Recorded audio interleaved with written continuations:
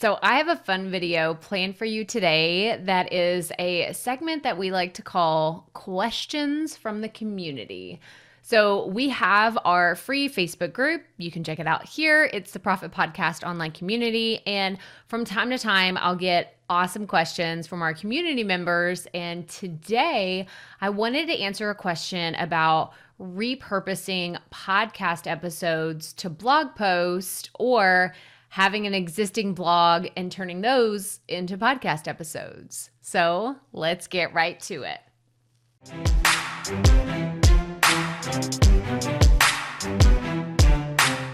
Hey y'all, Crystal here today. And like I said, we are answering a question from our community. This comes from our Facebook group from one of our members. And I'm really excited about it because I think that whenever you're repurposing content, you're just getting the most out of something that you've already created. So the question we received, it says, I have a question that's been running through my brain for a while. What are your thoughts on repurposing podcast episodes as blog posts or vice versa? I have a new podcast as well as a blog, and I've wondered if my blog post and my podcast episodes should be aligned with one another each week, or if this is overkill. If they should be aligned, how alike can they be? So many things to unpack, and thank you so much, Teresa, for your question. So this is a really good place to kind of evaluate if you already have an existing piece of content that you've been putting out, whether it's a podcast that you want to use as a blog for a podcast, a YouTube for a podcast, YouTube for a blog. Like there's so many different ways. I mean, email list. I've seen people that will take their email list, their weekly emails that they send to their subscribers, and then they will repurpose those into a podcast. There's so many different ways that you can look at repurposing content. But I think at the end of the day, especially when it comes to, is this going to overlap? Am I just giving people the same information over and over again?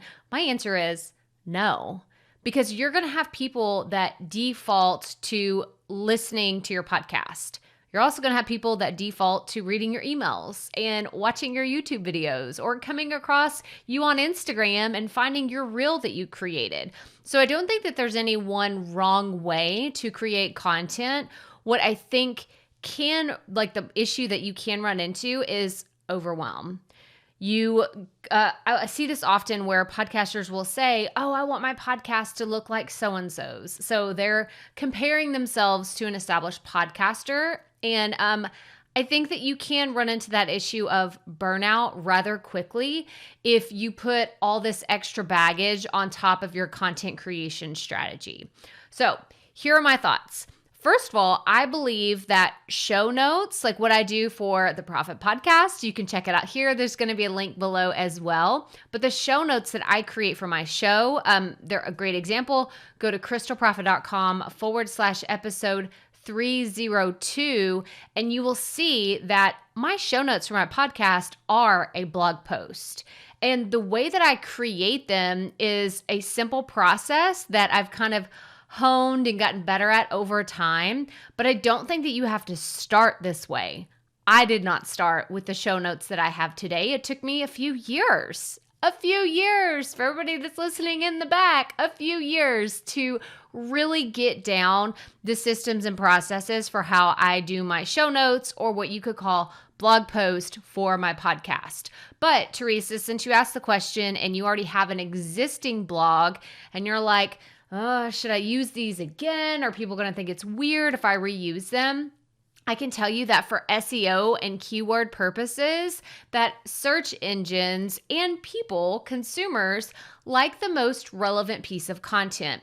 So for example, if I were to look up something that was about, let's say, a YouTube strategy, but it's 5 years old, I'm probably not going to trust that as much as I would an article that was posted 6 months ago, right? Because technology is changing in that space. So think about the topic and the industry that you're in and how people want to see relevant information. That's why I can get away with talking about some of the strategies on podcasting and content creation, because even though some of the foundations or some of the principles are foundational, meaning they're not going to change. It could be evergreen content. Technology changes, and maybe there's some updates that I can make. And I think that you always have to look at it as, what's the priority piece of content? Do you want to drive people to your blog first and then they hope that they find the podcast, or vice versa? Do you want them to find your podcast and that's the highest priority and then the blog is secondary? I think that that's the most important question that you have to ask yourself, because what if something comes up one week and you have to choose, right? You have to say, okay, I only have time to get one or the other done. Which one are you going to choose? And for me, it's my podcast. At the end of the day, if I wasn't able to get out the show notes, I could only get out the audio file and get my podcast published, I'd be okay with that. I'd be okay if the show notes took an extra day or even an extra week to get out the door, because for my content, the podcast is the highest priority. So those are a few things to think about. I hope that you will look into the content you've already created and ask, how can I turn this into a podcast episode?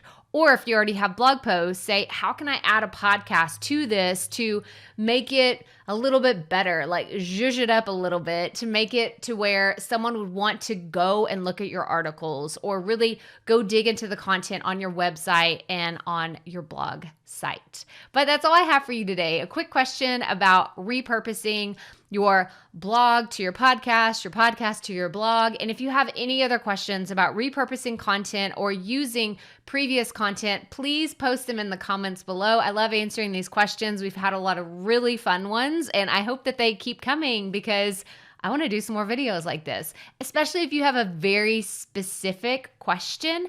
Please submit it below. That way we can get you some answers. But that's all I have for you today. So make sure you hit the thumbs up on this video if you found it helpful. Subscribe below. That way you don't miss our future videos all about podcasting and running your online business.